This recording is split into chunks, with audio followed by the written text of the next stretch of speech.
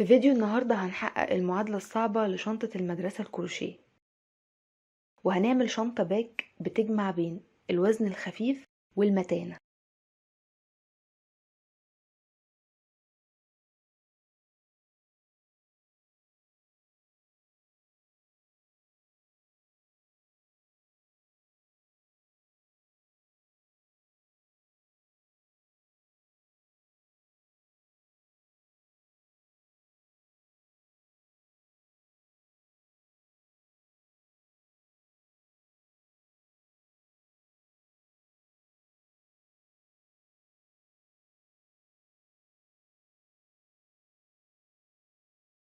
أنا نفذت الشنطة على مقاس الكتب من الحجم الكبير، نقدر ننفذها بالحجم اللي يناسبنا.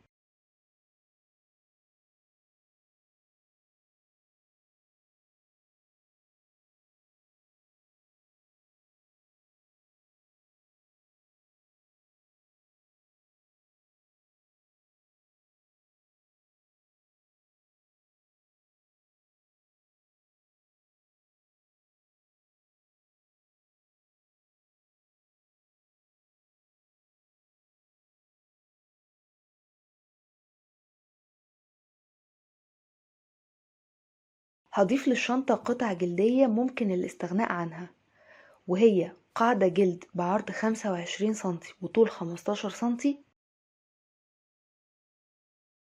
وجزء السوستة ده، واللي طبعا ممكن نستبدله بجزء كروشيه. وضحت طريقته في الفيديو اللي فات. وهنشتغل بخيط الخيش الملون لأنه من أخف الخيوط. البكرة دي 200 جرام وهنحتاج منها 4.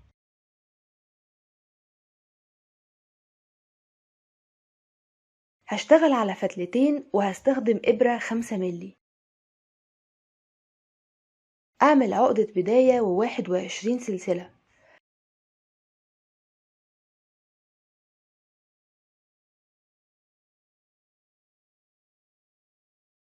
أو بنقيس على قد القاعدة اللي هنستخدمها بالشكل ده.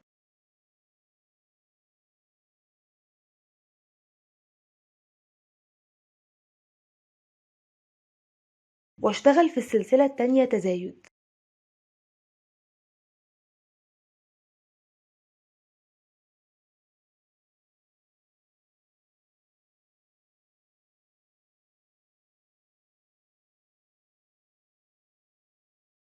يعني غرزتين حشو،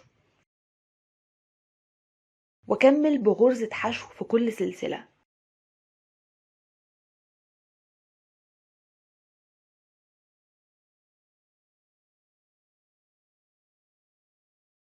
وفي آخر سلسلة نعمل تزايد.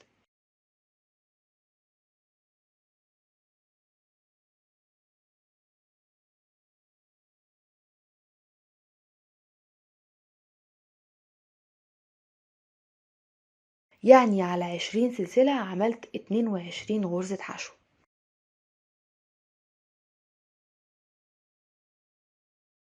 السطر التاني نشتغله من 22 غرزة حشو.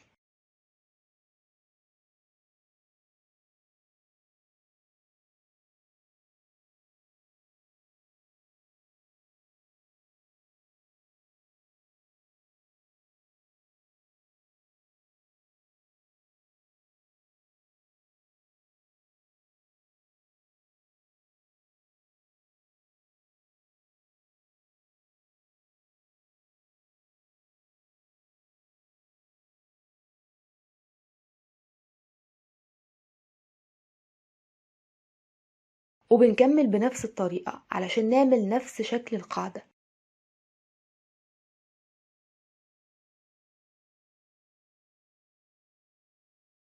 سطر نعمل فيه تزايد في أول غرزة وآخر غرزة، وسطر ثبات.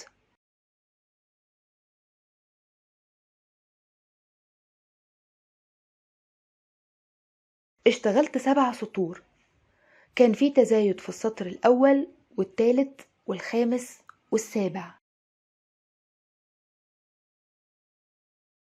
عدد الغرز في السطر السابع 28.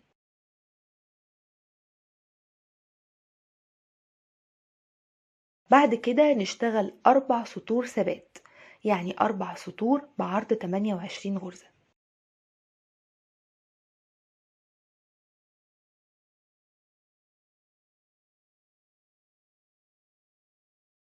بعد كده نشتغل 7 سطور فيهم تناقص بنفس نظام التزايد.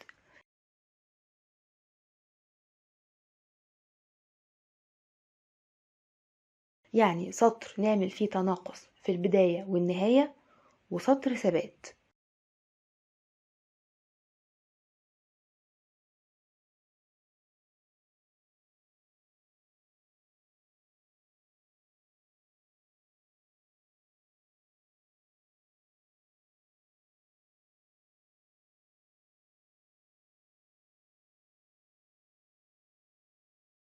فبيكون عدد الغرز في آخر سطر 20. سلسلة واشتغل غرز حشو على الجنب قدام السطور.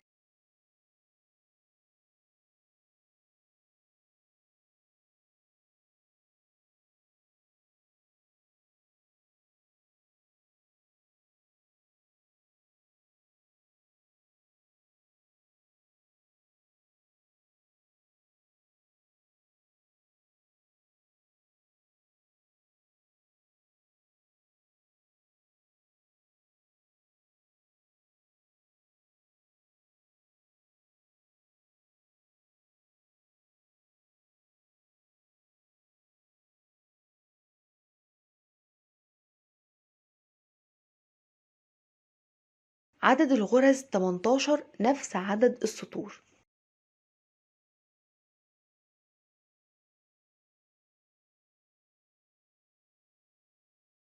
عند السطر الأخير نعمل غرزتين، يعني تزايد في الركن.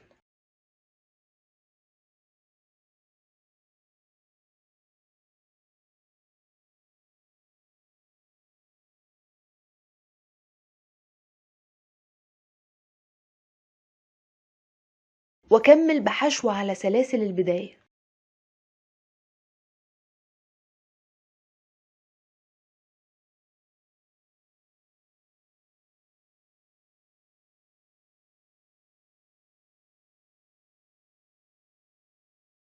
وحشو على الجنب التاني، بس قدام أول سطر نشتغل غرزتين.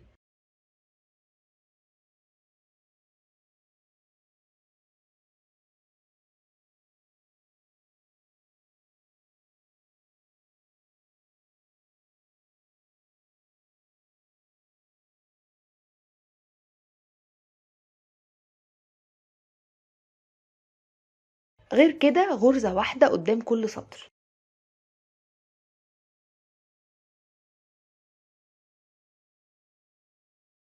وتزايد في الركن التالت.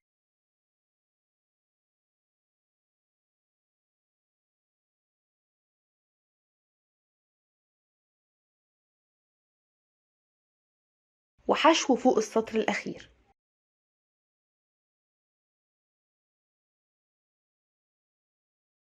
دي السلسلة اللي بدأنا بيها الدورة. أعمل فيها حشو في الحلقة الخلفية.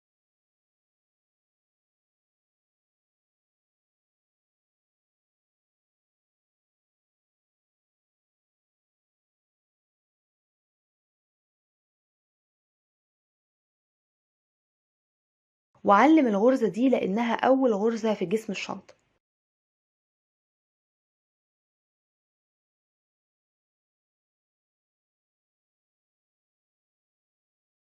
وأكمل بغرزة حشو في الحلقة الخلفية من غير أي تزايد.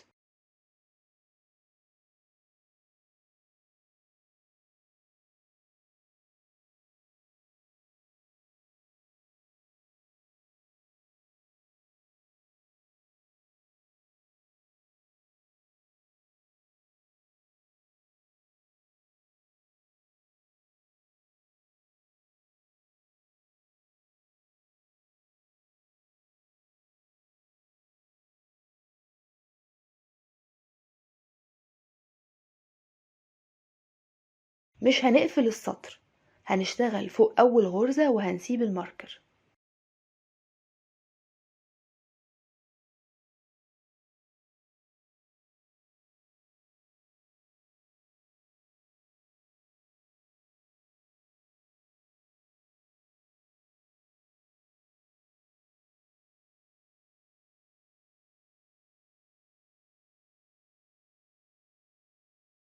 في المرحلة دي هنضيف القاعدة الجلد، فبوقف الشغل في الشنطة وبشتغل على القاعدة غرزتين في كل فتحة.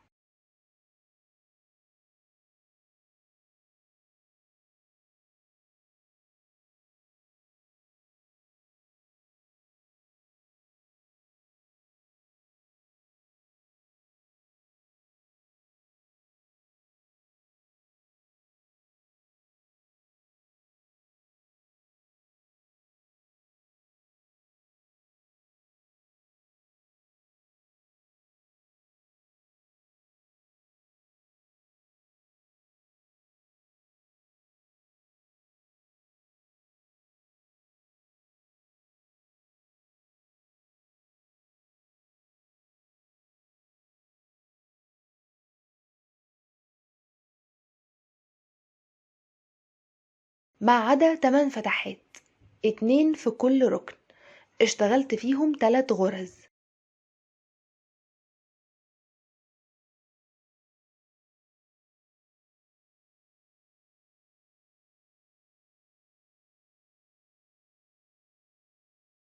بفوت حوالي 2 متر من الخيط وبنهي الشغل في القاعدة.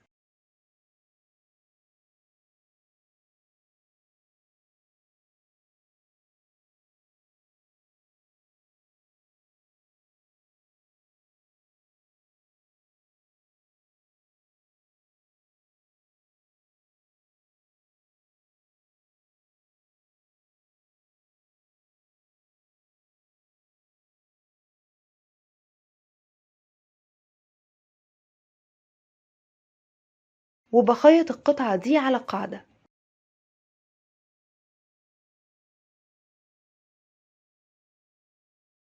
ممكن نستخدم دبابيس عشان نشبك الأركان مع بعض، ده هيسهل علينا الخياطة.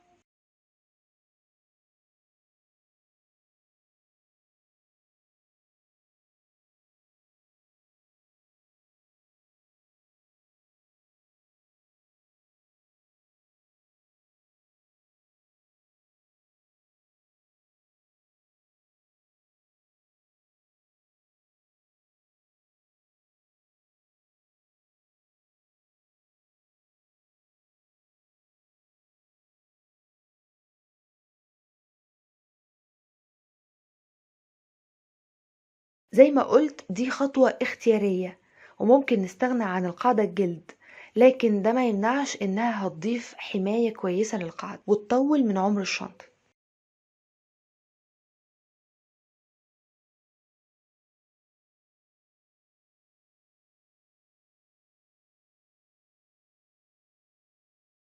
مع السطر التاني هنثبت حلقتين نص دايرة، مكانهم هيكون فوق الأركان.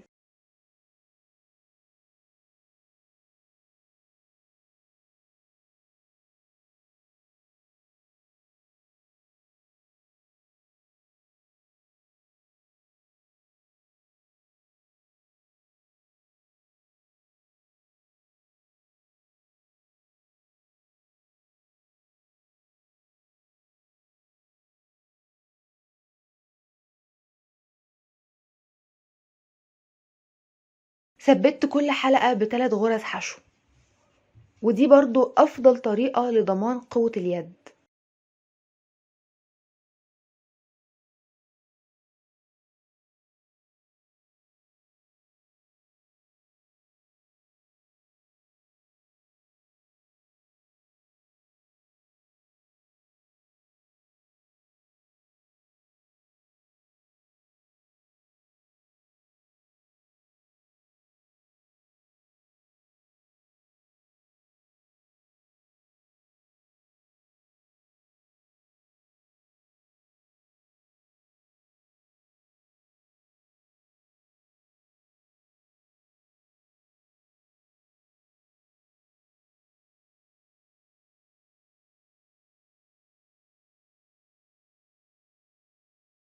واشتغلت 26 سطر أو ارتفاع 30 سنتي. بنقدر مكان الحلقتين اللي فوق بناء على عدد الغرز اللي بين الحلقتين اللي تحت، وبنثبتهم بحيث يكون بينهم غرزة واحدة.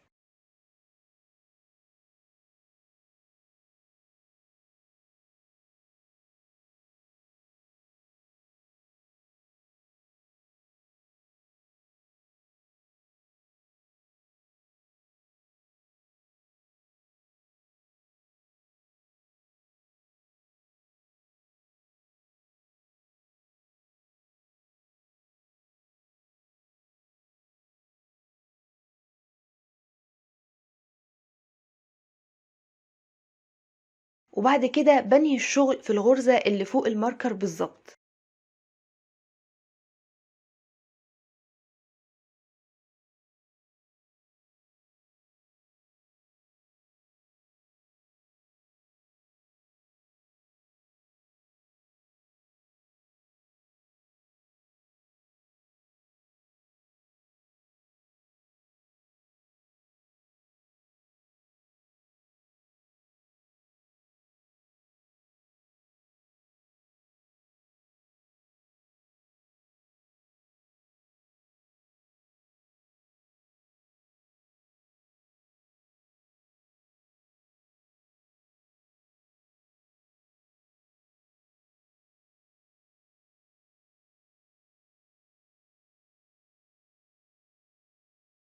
بحدد مكان الغطا برضو من أركان القاعدة.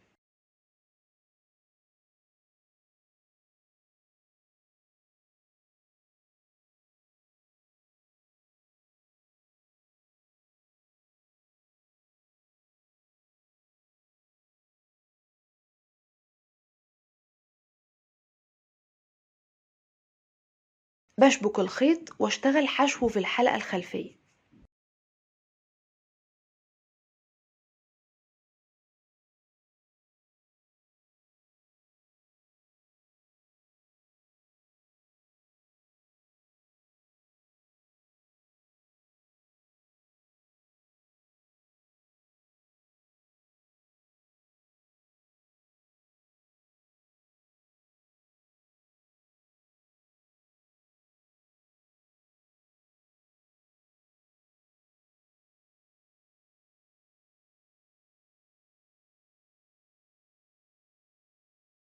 سلسلة واشتغل السطر التاني، بس المرة دي حشو في الحلقة الأمامية.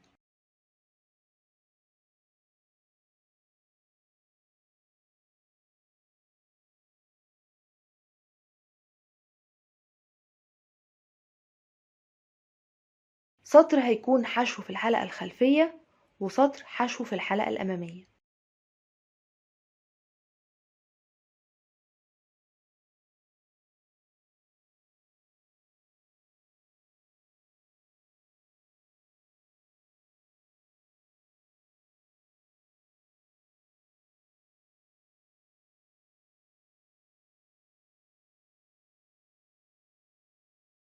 وارتفعت بالغطا 23 سطر. اليد هشتغلها بفتلة واحدة وإبرة 4 ملي، فبشبك الخيط في الحلقة بغرزة حشو واشتغل 100 سلسلة أو حسب الطول المناسب. ال100 سلسلة دول هيدونا يد بطول 80 سنتي.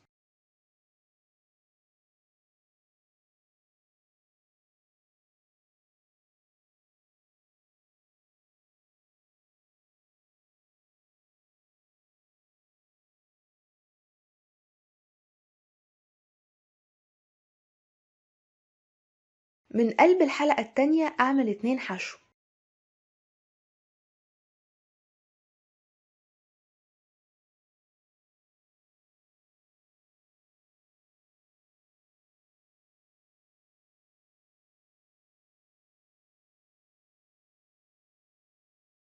وارجع بغرز حشو على السلاسل.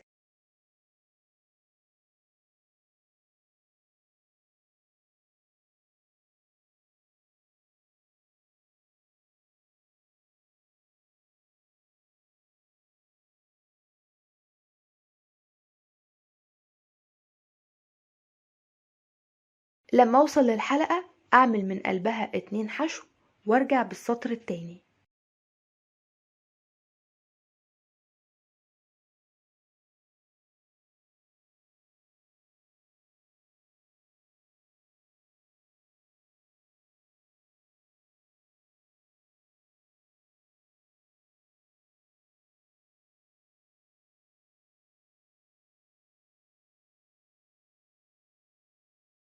انا هكتفي بسطرين لاني عايزاها رفيعة، لو عايزينها اعرض ممكن نعمل سطر تالت.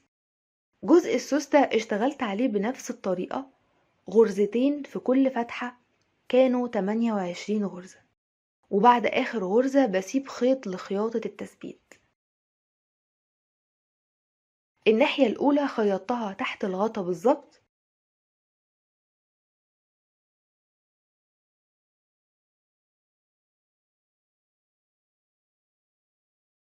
الناحية التانية وعشان أحدد بداية ونهاية خياطتها بنعد الغرز، كانوا 56، نطرح منهم 28 ونقسم الباقي على 2، كده بداية الخياطة هتكون بعد 14 غرزة. هنخلي الخياطة تحت آخر سطر.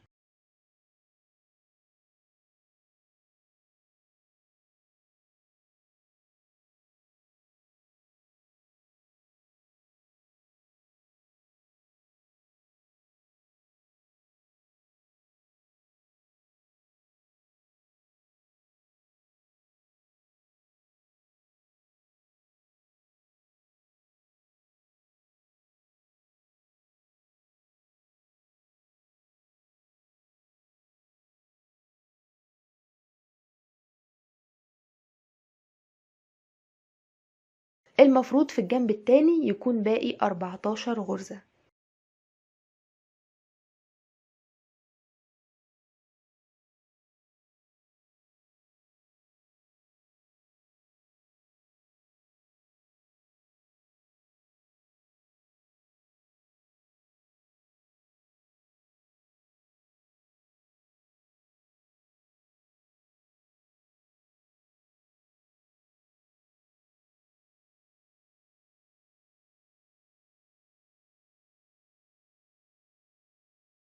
الجناب بنطبقها بالشكل ده ونشبكها بغرزة خياطة.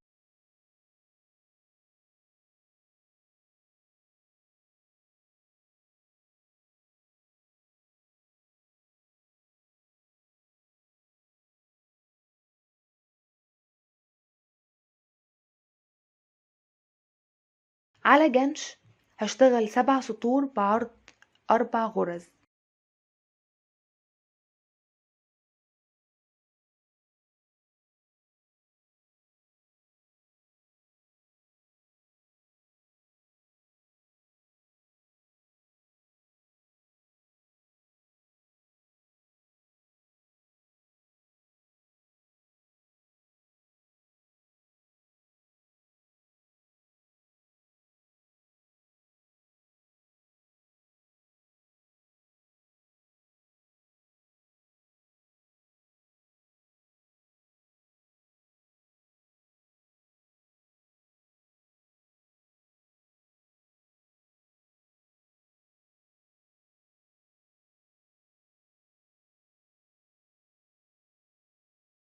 وعلى السطر السابع من الغطا أثبتهم بالشكل ده.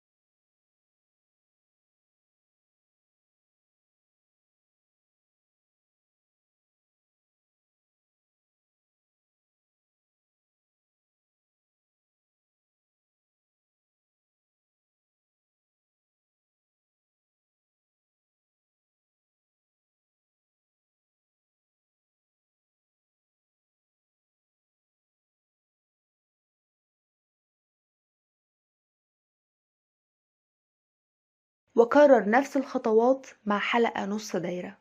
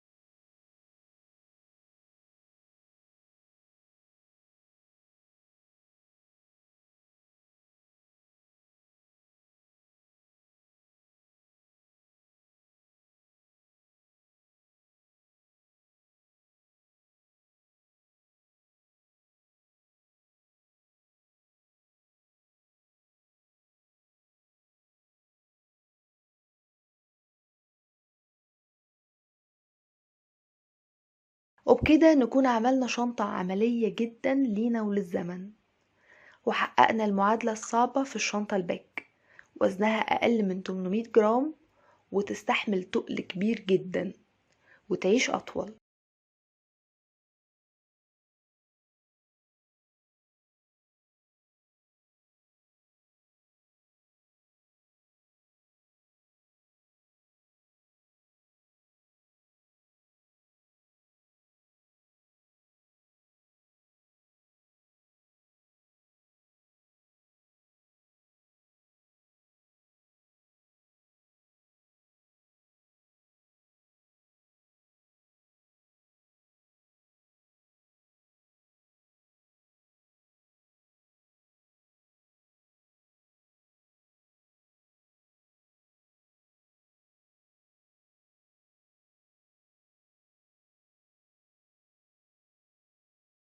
أتمنى يكون الفيديو عجبكم. هتلاقوا رابط المقلمة دي في صندوق الوصف، واستنوني في فيديو جديد. باي باي.